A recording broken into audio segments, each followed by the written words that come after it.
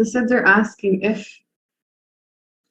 how do I get rid of these robes that are made out of ambition, anger, desire, greed, attachment?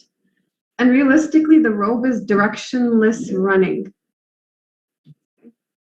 Directionless running.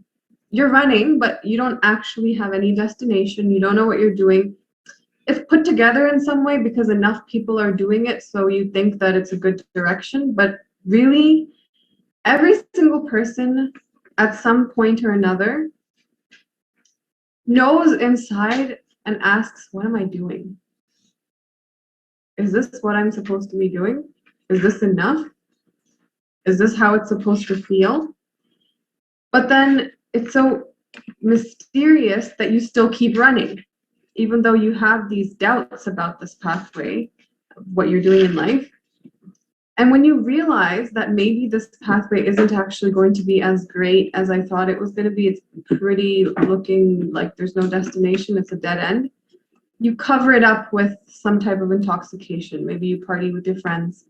Maybe you hang out with people that are doing what you're intending to do, so that if you can just hear it, you can be assured that this is right. Maybe you hang out with people, you do some type of intoxication. And then, the really interesting type of intoxication that I see around, if you don't know what you're doing and you're a little doubtful of it, you start telling other people to do it, because by telling them, you feel like, it's the right pathway. And when the other person starts to agree that, yes, this is the right pathway to take, then you're assured, I'm going the right way. Because mostly in our lives, people tell us what to do, whether it's our relatives, people close to us, parents, friends, and so forth and so forth.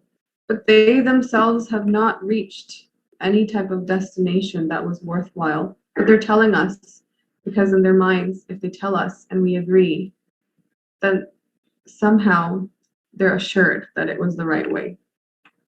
So Agan, piraahan, how do I take these robes off?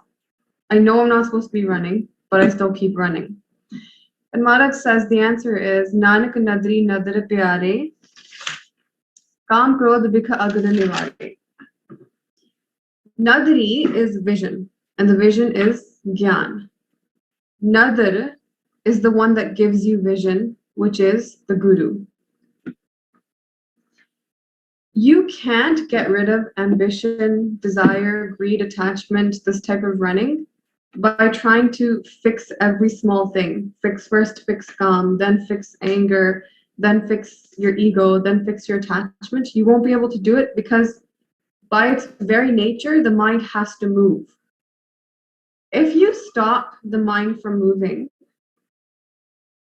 you're gonna be very claustrophobic. It's not gonna work, first of all, because we always think mind equals movement. Actually, the definition is the opposite. Movement equals mind.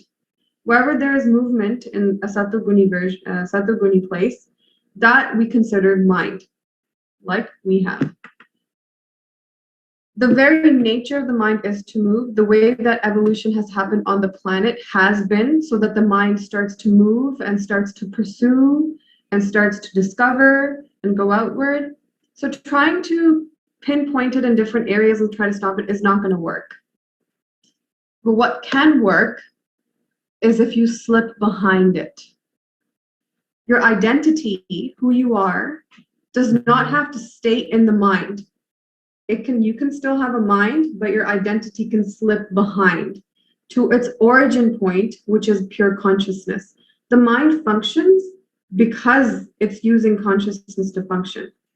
But its own original origin is just pure consciousness.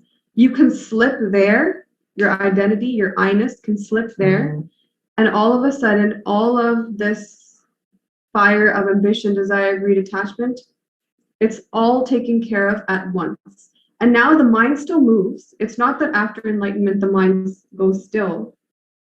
The mind doesn't go still. You slip behind the mind to go into samadhi. Consciousness is still.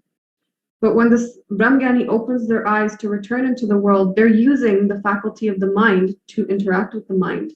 And the mind still moves, but it moves carefully now.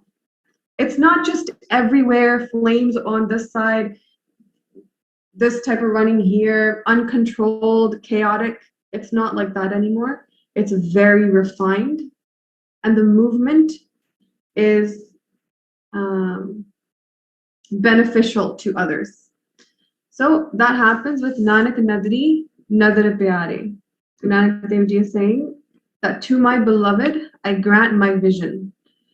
That all gurus grant their vision to their beloveds, their